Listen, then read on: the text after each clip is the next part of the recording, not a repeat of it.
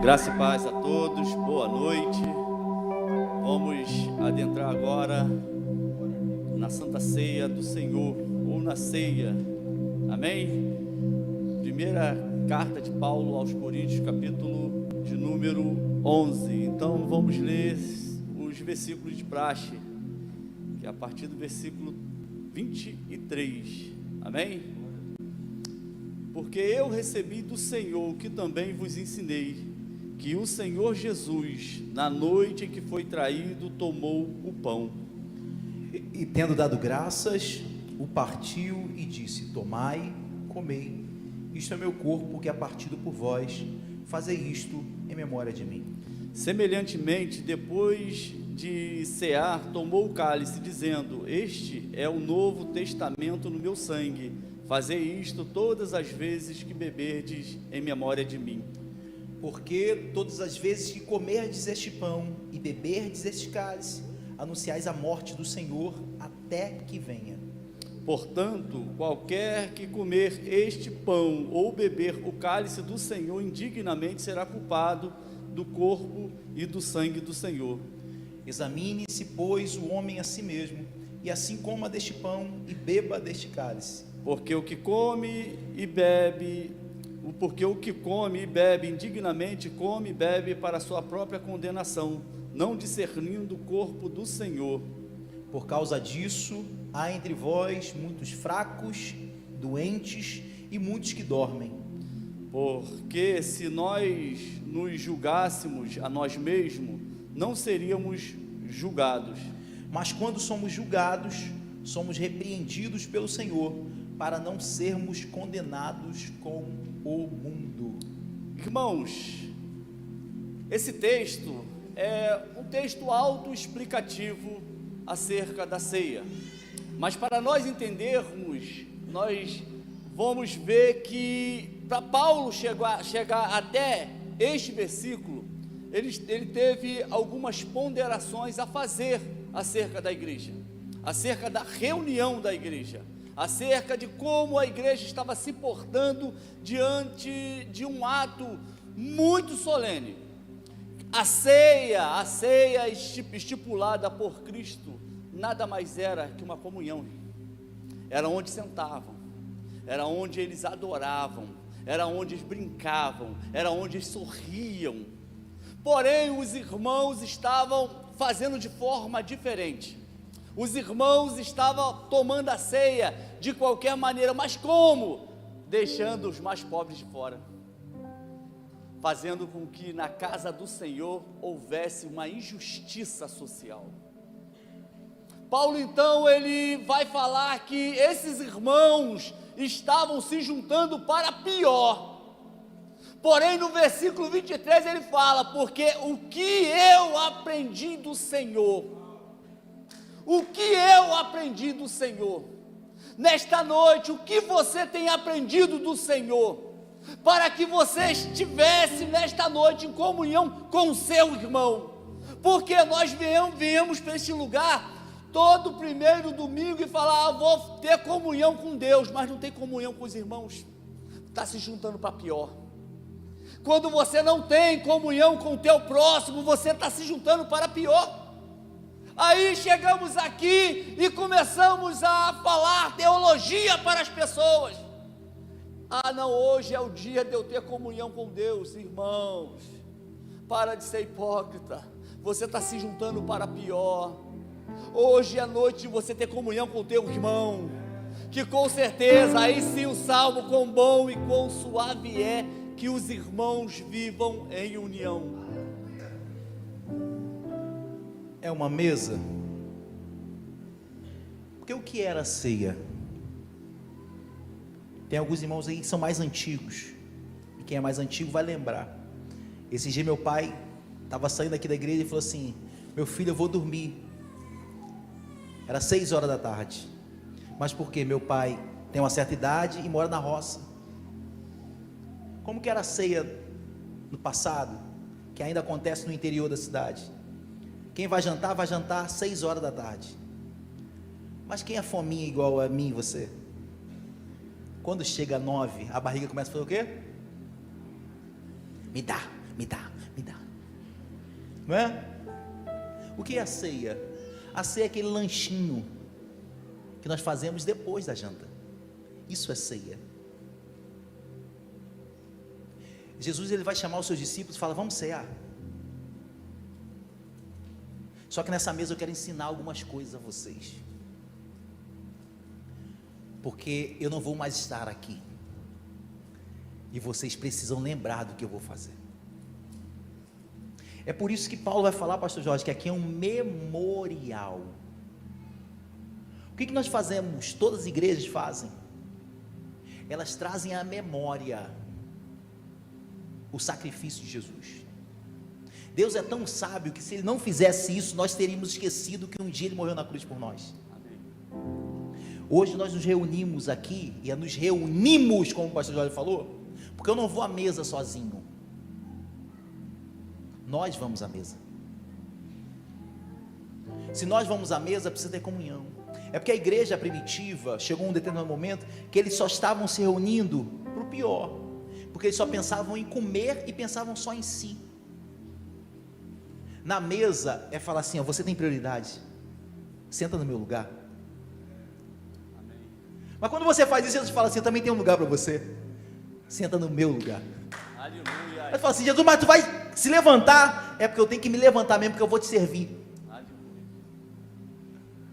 Hoje eu te convido à mesa para você ser servido por mim, para que você lembre daquilo que eu fiz por você.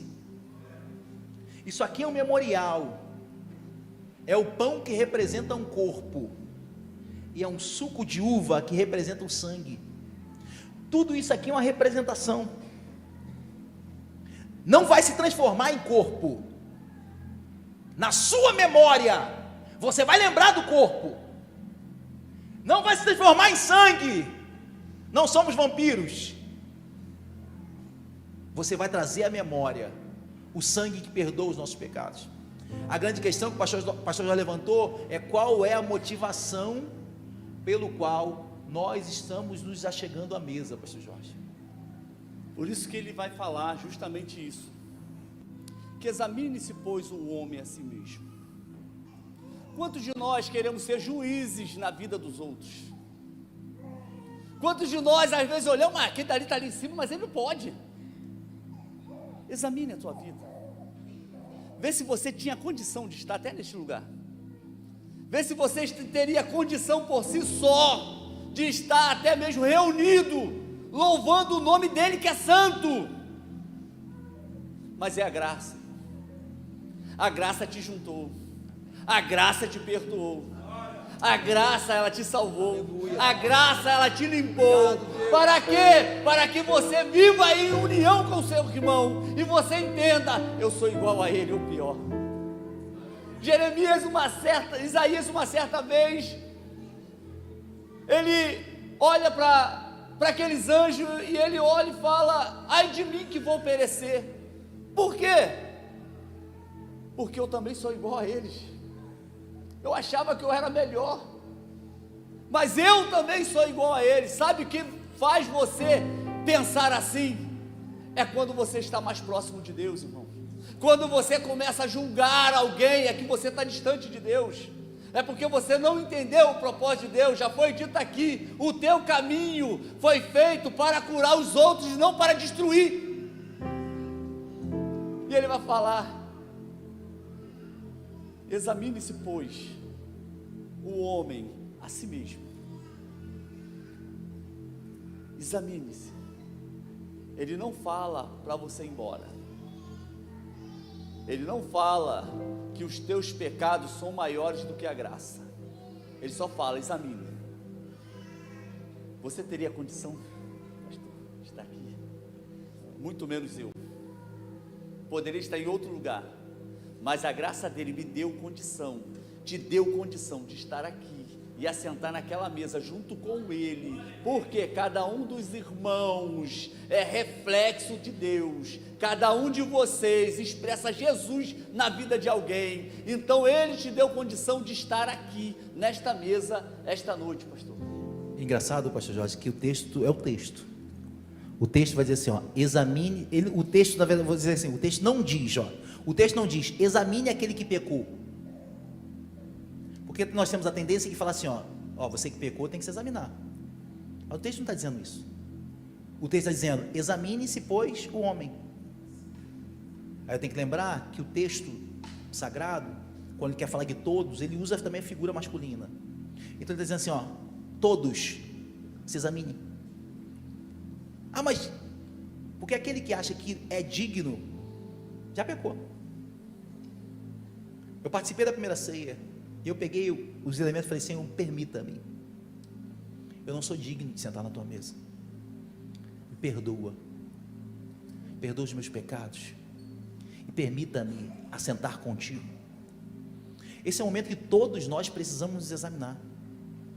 Por quê? Porque João vai dizer, pastor Jorge, que aquele que diz que não tem pecado é mentiroso. Mas filhinhos, estas coisas eu vos escrevo para que não pequeis.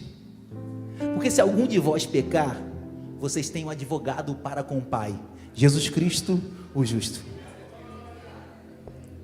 O texto não diz, examine-se, pequei, não vou comer. O que é que diz? Qual a coisa do texto, pastor? Examine-se, pois, o homem si mesmo e coma. Pequei, vou embora. Não. Examinou-se? Peça perdão. Se arrependa. Não perca esse privilégio de se sentar com Deus. Pare de criar esse pecado de estimação. Se arrependa dele e coma do pão e beba do cálice. Não somos nós que vamos dizer quem vai comer e quem não vai comer. Agora é um autoexame, onde todos nós precisamos examinar, e todos nós precisamos encontrar alguma coisa que nós precisamos pedir perdão. Só que na mesa já está o advogado, e na mesa está o juiz também.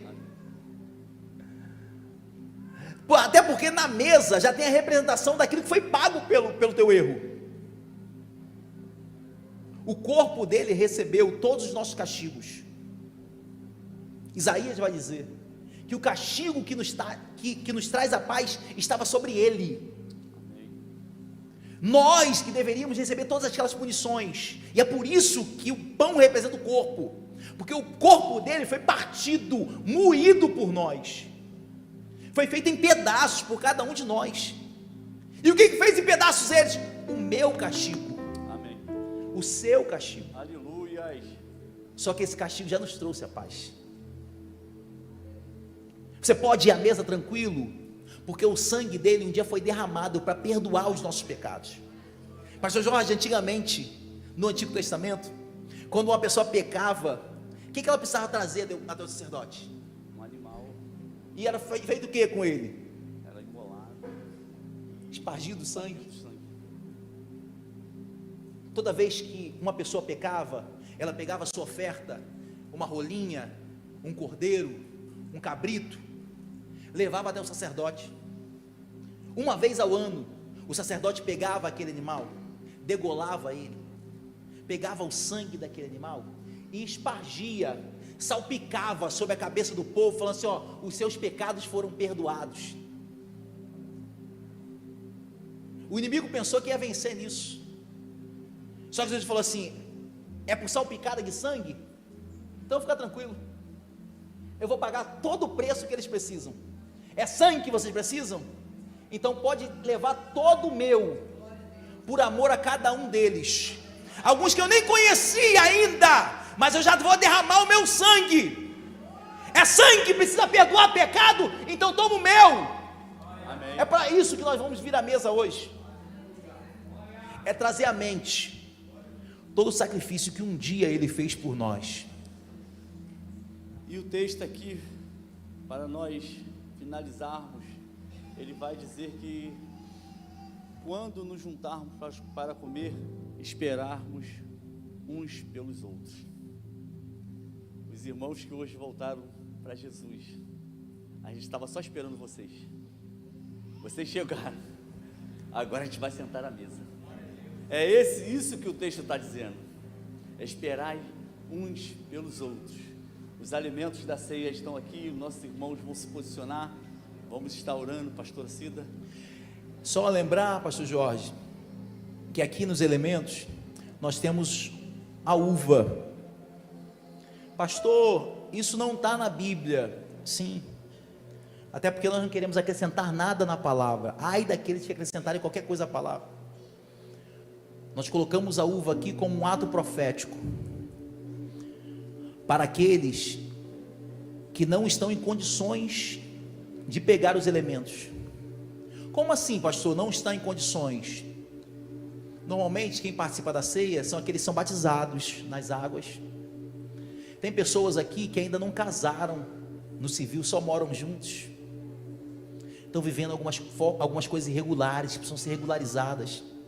Para isso, para que todos participem da mesa como um ato profético, nós pedimos para que você pegue a uva, mas é para pegar a uva com um sentimento, com um desejo no coração, com um compromisso. Eu, em breve, vou regularizar a minha vida, e eu quero ser junto com a igreja do Senhor. Nós tivemos diversos testemunhos de irmãos, que um dia participaram. Tem irmãos que estão servindo aqui, que já participaram com a uva, e hoje estão ministrando aqui, sobre a vida de vocês.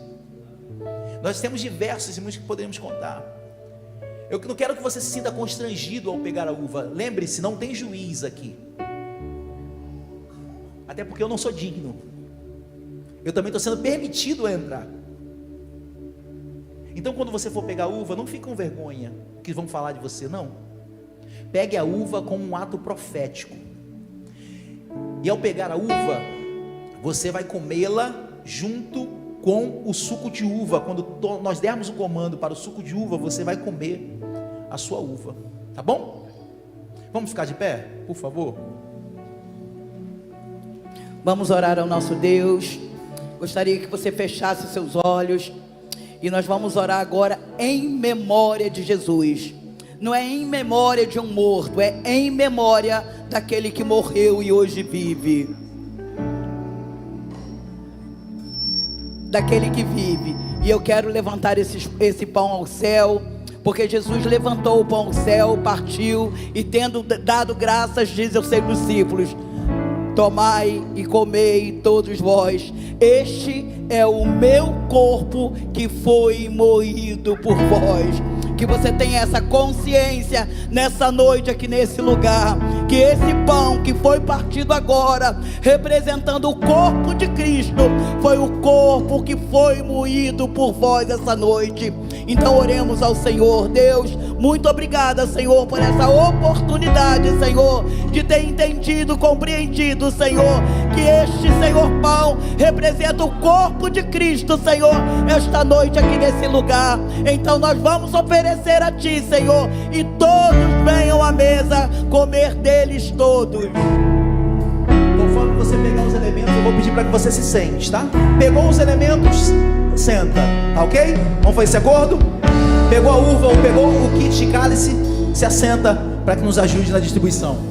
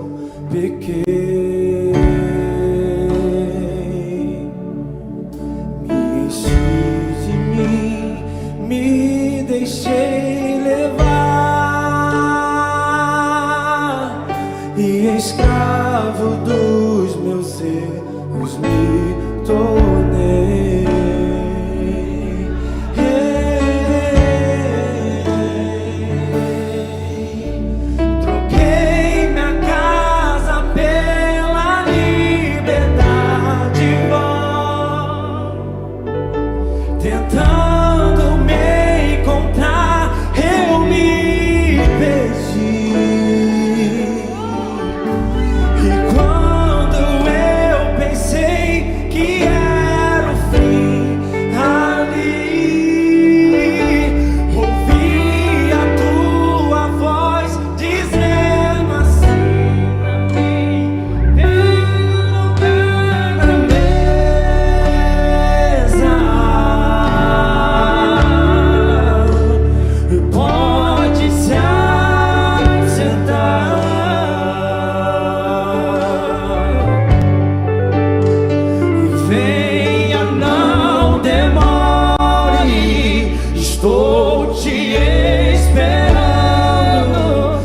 aqui é o meu lugar.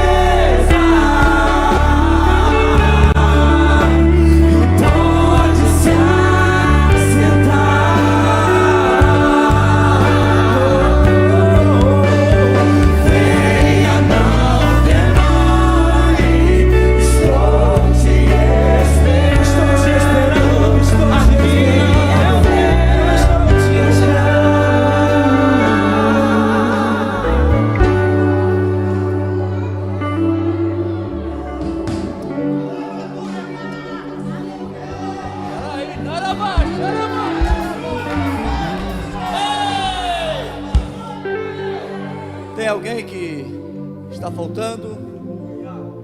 Alguém que ainda não pegou? Alguém ficou sem receber? Só levanta a mão pra gente ver. Sem receber ninguém, os obreiros? Todos tranquilos? Todos receberam? Amém? Vamos colocar de pé, por favor. Só vou pedir para que você não abra o seu cálice, tá bom? Porque nós vamos trocar daqui a pouco, tá bom? Não abra o seu cálice. Pegue seu pão, em nome do Senhor Jesus. Esse pão que aí está,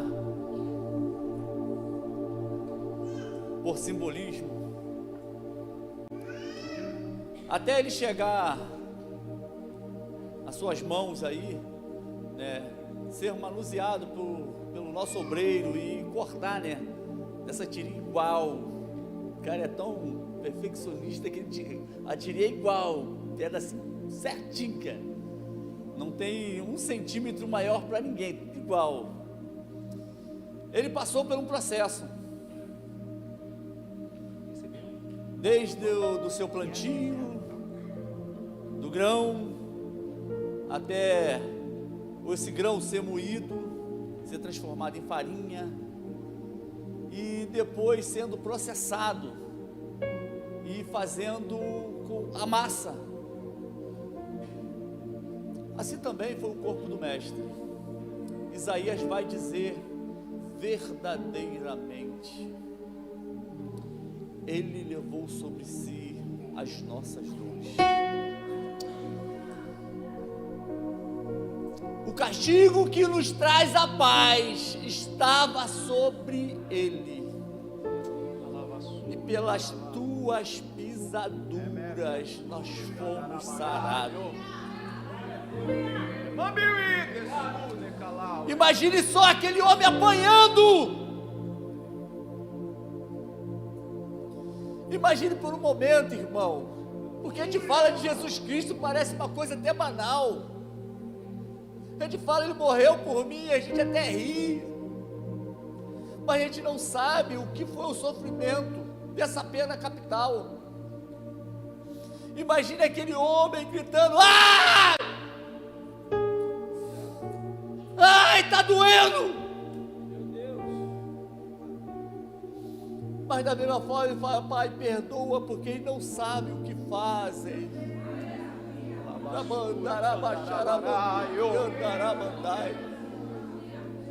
O nosso mal que a gente come isso aqui sem discernir, o qual sofrimento o nosso mestre ele passou, para que eu e você tivéssemos vida. E todo dia a gente fala, não aguento. Imagine para ele, irmão. Imagine aquela dor insuportável, aqueles pedaços de osso, juntamente com ferro entrando pelo seu corpo. E ele gritando, mas ele fala, eu vou até o fim, porque eu também falei que eu estarei convosco até o fim dos séculos. Este é o pão que te dá vida, este é o pão que te dá esperança, este é o pão que ainda acreditamos que aquele que nos prometeu, ele não tardará. Olhe para ele e vê se você, pelos teus feitos, você tinha condição de estar aqui, de comer desse pão, depois de tudo que nós lemos. E diz que este é meu corpo que é partido por vós. Este é meu corpo que é partido por vós. Comei dele todo, diz o Senhor. Podeis comer.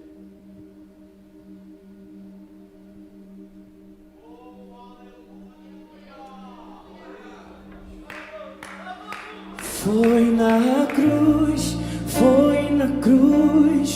onde um dia eu vi meus pecados castigado em Jesus. Foi ali pela fé que os meus olhos abriu, que agora me alegro em sua luz. Foi na cruz, onde um dia eu vi meus pecados castigar em Jesus.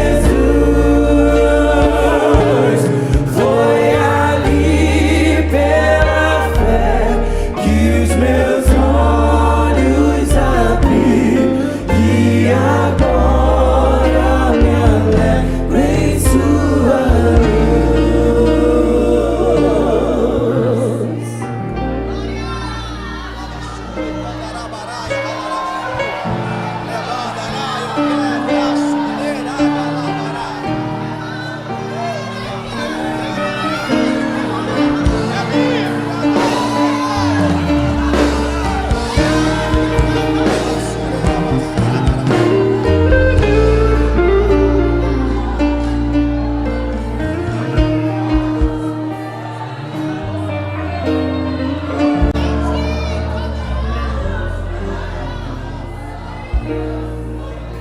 Essa semana eu fiquei pensando,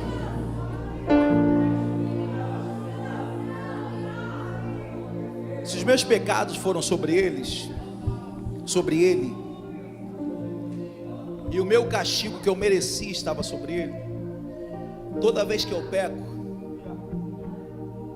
eu estou castigando a carne dele.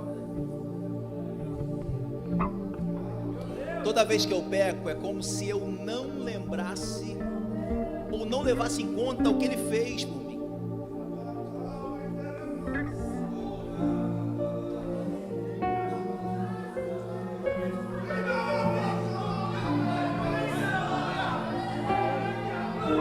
Mas deixa eu lembrar uma coisa na palavra para os irmãos. Eu falei que antigamente, na época do perdão do pecado, o sangue era imolado no animal. Mas antes do sangue ser imolado, aquele que pecou deveria levar o animal até o sacerdote, um animal puro, sem mancha, sem defeito. O sacerdote olhava. É por isso que Jesus, ele representa sem mancha, sem defeito, sem nada. Ele era perfeito. Por isso o sacrifício dele, para que o sacrifício fosse perfeito, ele precisava ser perfeito. Só que quando a pessoa levava o animal até Jesus, perdão, até o sacerdote, tinha que ter um cerimonial antes de ser imolado. Como que era esse cerimonial? O sacerdote pegava o animal e colocava de frente para o ofensor, porque era necessário que o ofensor olhasse dentro dos olhos do animal, porque aquele animal era inocente, o animal não fez nada, ele está sendo entregue em favor do erro de um ofensor. O ofensor tinha que olhar dentro dos olhos do animal, para que ele sentisse a piedade pelo erro que ele fez. Eu não sei quantos tem animais domésticos aqui em casa. Isso acontece muito com cachorro. Já viu quando o cachorro faz algo errado e você olha dentro dos olhos dele? Todos até falamos, né, o olhar de cachorro, de piedade. O sacerdote obrigava o ofensor a fazer isso. Olha dentro desse animal, sabe por quê? Você precisa olhar dentro dos olhos dele, porque ele vai morrer por você, por sua culpa. E sabe o que eu acho lindo em Jesus? E é por isso que Isaías fala que ele foi como uma ovelha muda. Alguns entendem, pastor, que o senhor gritou aqui, que ele gritou, ai! Agora o senhor, mas não pode ter gritado. O texto diz que ele foi como ovelha muda. Entenda o texto, pelo contexto. Quando diz que ele foi ovelha muda, não é porque ele não gritou, ele gritou suportando dor. Porque na verdade ele não fez como muda, ele não falou. Porque se ele falasse, ele não poderia falar. Porque se ele falasse, ele ia falar assim, não foi eu que pequei, foi o Renan, foi a Raquel, foi o João, foi o Paulo. É por isso que ele foi como ovelha muda. Por isso que Caifás, é por isso que todos, para que ele vai ser apresentado para o governador, para Pôncio Pilatos, todo pergunta, és tu o rei dos judeus? Você cometeu algum pecado? Ele não poderia abrir a boca, irmão, porque se ele abre a boca, ele vai falar assim, não, eu sou inocente. Na verdade não foi eu prefiro me calar, porque na verdade eu estou assumindo a culpa deles todos. Alassure, alavassadarabarai, remi basure gandaravarai. Não vou abrir a boca, porque eu estou levando sobre si. Irmão, tu sabe a magnitude do que ele fez? Paulo vai dizer que ele se fez maldição por nós, porque todo aquele que era pendurado no madeiro era considerado maldito. Aquela sentença era minha, aquela sentença era sua, mas em nenhum momento ele duvidou. Ele não é como um de nós, que alguém erra e fala assim, não sei porque eu fiz isso. Não. Ele há 2000 anos atrás viu o Renan errando e falou assim, mesmo ele errando, é por isso que eu estou pagando o preço por ele. Mas tu já perdoou, Satanás dizendo, mas você já perdoou, você já derramou sangue por Renan, e Renan continua pecando, é por isso que eu derramei todo o meu sangue em favor dele. A cédula do pecado, que estava escrita a tua sentença, foi rasgada no sangue. Já pegou um papel e jogou dentro de um balde d'água? Quando você tira, com o tempo o próprio papel vai se rasgando. Foi isso que Jesus fez. Ele pegou a tua sentença de morte, a tua sentença de condenação que Satanás tirou do bolso. Ele falou, me presta aqui. Isso aí, eu acho que você esqueceu, mas antes da fundação do mundo, eu já paguei por eles. Deixa eu mergulhar aqui.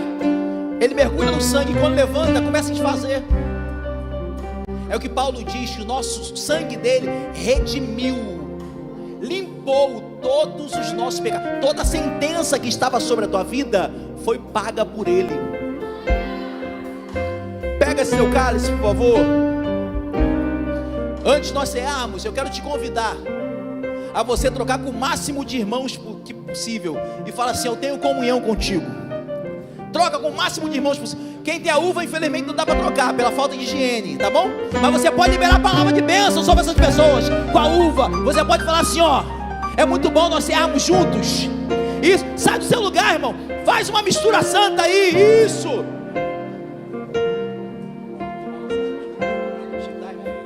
Caiu.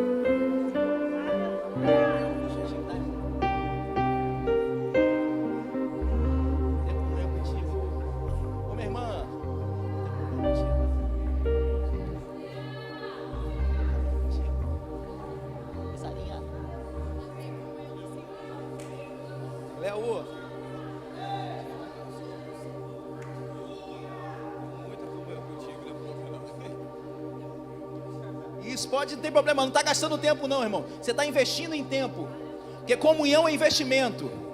Isso. Agora é o momento de você abençoar vidas. Abençoa vidas, abraça, ora, deixa Deus te usar em profecia. Isso. Fala, é muito bom nós cearmos juntos.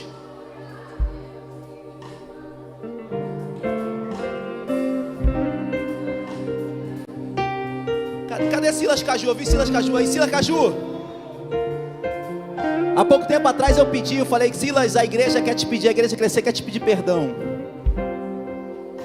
E aqui em público, Silas, eu quero externar isso.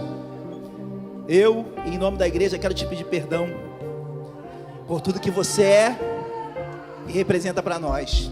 Bom, Silas está voltando a ser membro da nossa igreja. Ele e Sula, que pra gente é uma vitória muito grande. Agora a Sula com gêmeos, glória a Deus. A família do Caju está crescendo. E agora ele volta para ficar conosco aqui e somar. Obrigado por tudo que você é. Perdão, em nome de Jesus. Glória! Oh, glória!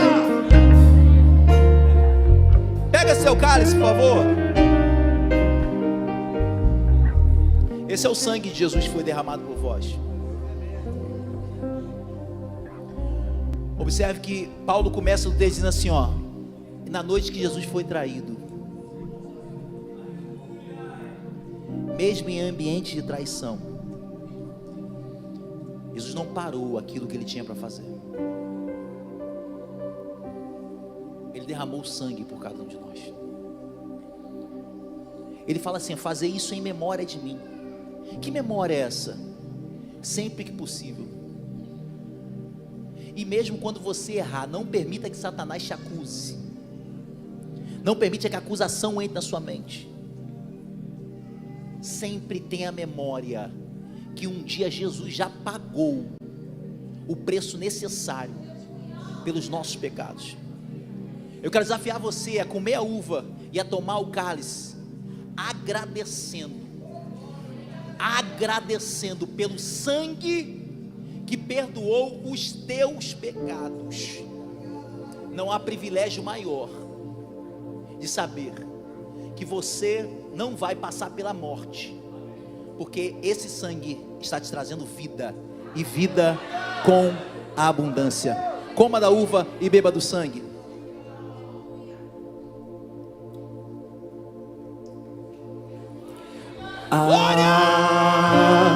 Alvo mais que a neve,